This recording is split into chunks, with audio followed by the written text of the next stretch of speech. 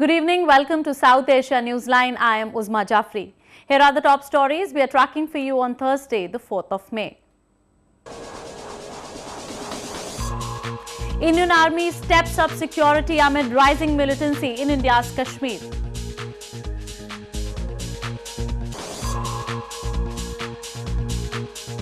Former Afghan warlord Hekmatyar returns to Kabul after 20 years.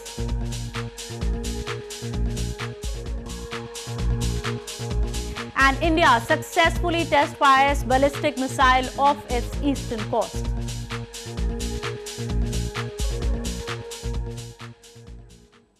And now for all the details. Indian Armed Forces launched a large-scale combing operation in India's northern Jammu and Kashmir province in the wake of rising militancy-related incidents. Indian Army Chief said the aim of the operation was to cleanse the area of armed infiltrators.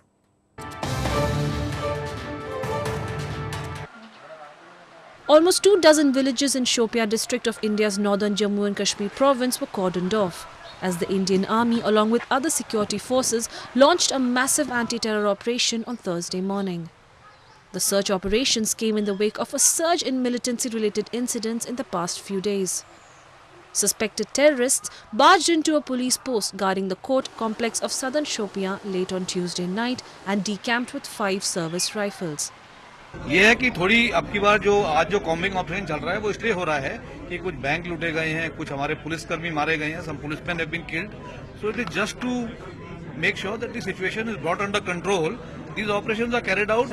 Earlier, following the 2 bank robberies that took place in Pulwama district of the province on Wednesday, police officials revealed that preliminary investigation had established the involvement of banned militant outfit Lashkar-e-Taiba or LAT.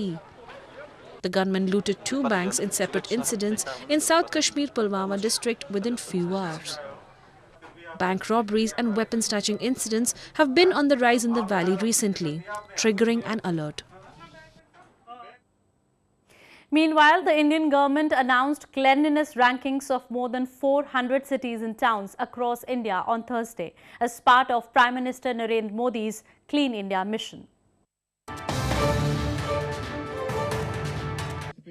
India's Minister for Urban Development Venkaiah Naidu on Thursday announced the list of India's cleanest cities according to a government survey. Indore city in India's central Madhya Pradesh province was adjudged the country's cleanest city, followed by central Bhopal and southern Vishakhapatnam.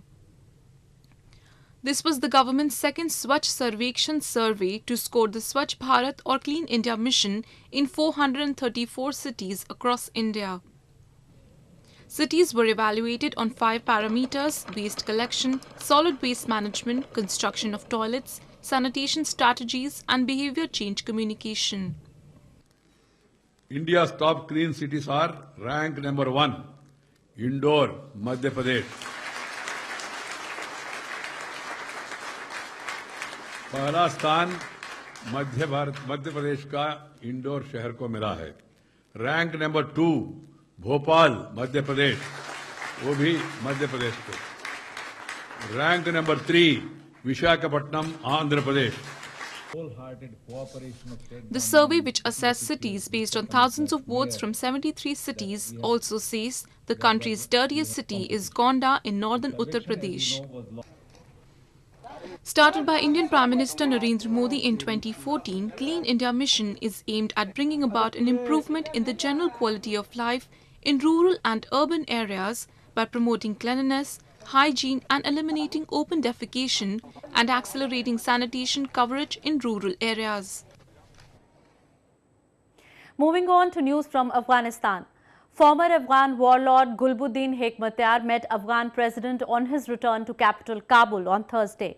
Hekmatyar also addressed a historical gathering at the presidential palace where he said that his Hizb-e-Islami fully accepted the Afghan constitution in the name of bringing peace.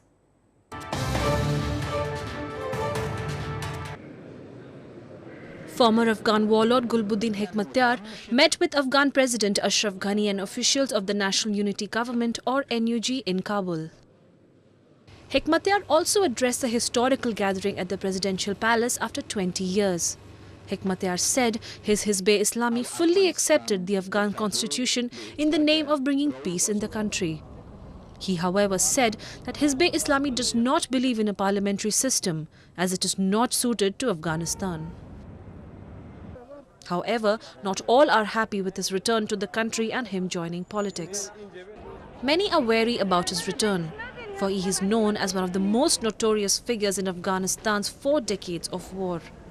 هنوز مردم خاطرات جنگ‌های دهه 70 و 70,000 کابلی که به خاک خون افریدن و سالهای سیاهی را که حکمتیار و گروه‌های دیگر در کابل جنگ می‌کردند فراموش نکردند.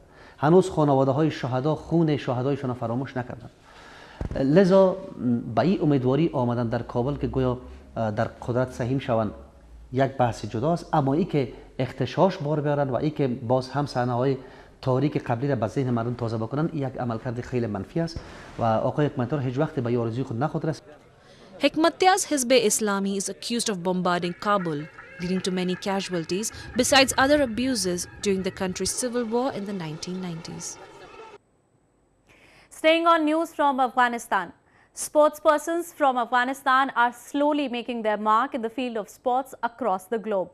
Recently, the country's kickboxing champions returned home with silver and bronze medals from the Asian Kickboxing Championship.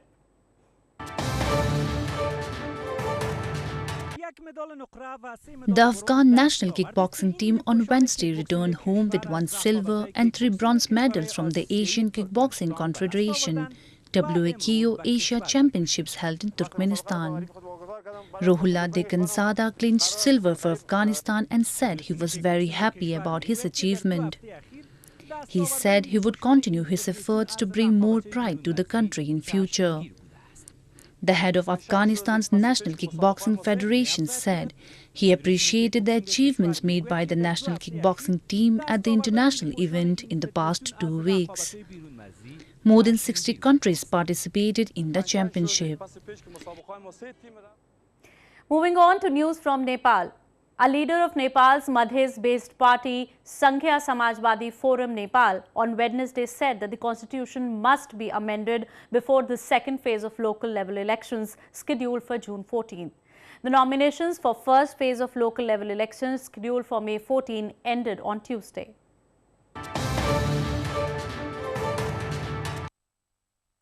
Chairman of Madhes-based Sanghya Samajwadi Forum Nepal, Upendra Yadav, said on Wednesday that the constitution must be amended before the second phase of local level elections scheduled for June 14.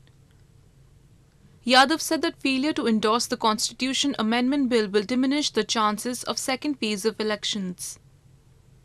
The Madhesis have been demanding amendment to the constitution, which promulgated in 2015, that includes amendments in the provisions of citizenship. Delineation is their primary demand to go for polls. The party is, however, participating in the first phase of elections scheduled for May 14 and has forged an alliance with former Prime Minister Baburam Bhattarai-led Naya Shakti Nepal.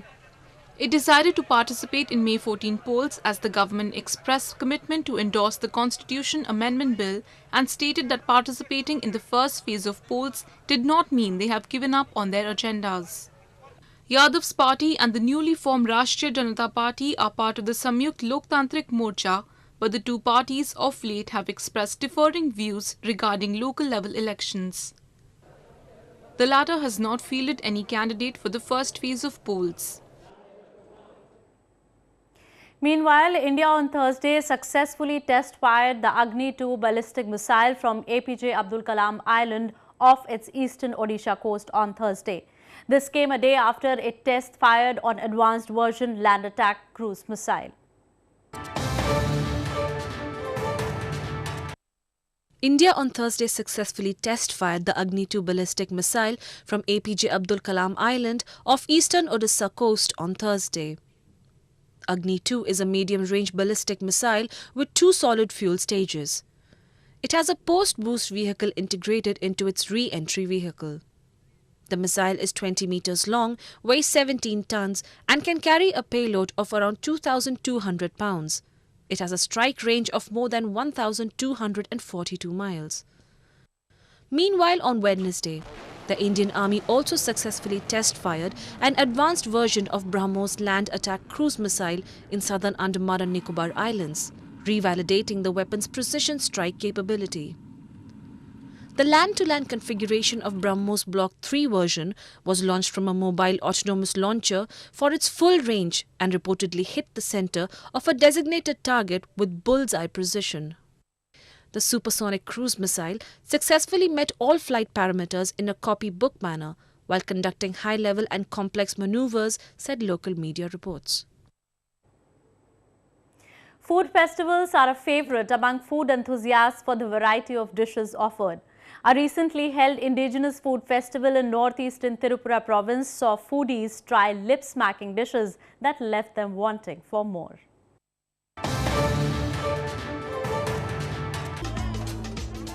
The people of India's northeastern Tripura province are fond of their traditional food, which comprises of rice, pulses, vegetables, fish, meat and flavored sauces called chutney. Generous use of herbs, bamboo shoots and absence of oil makes the cuisine extremely healthy.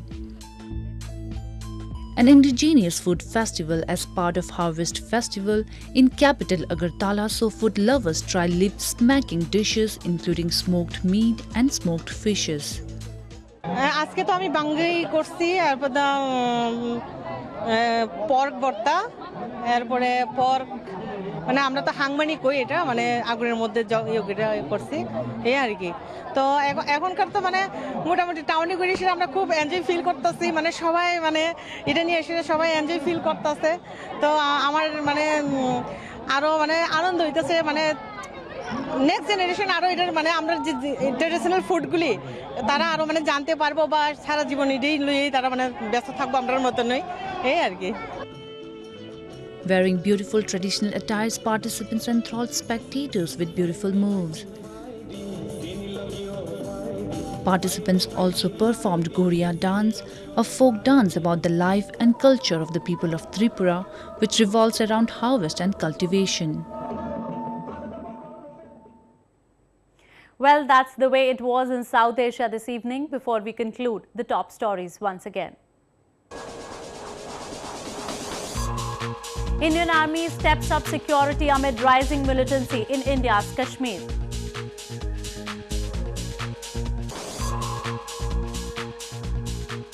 Former Afghan warlord Hekmatyar returns to Kabul after 20 years.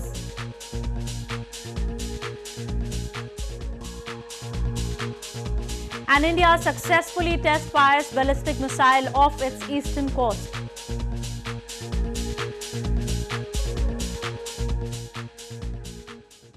Now our viewers can watch the show on SouthAsiaNewsline.com. You can also visit us on Facebook.com/SAsiaNewsline and follow us on Twitter @SAsiaNewsline. That's all in tonight's edition. We will see you same time tomorrow. Good night.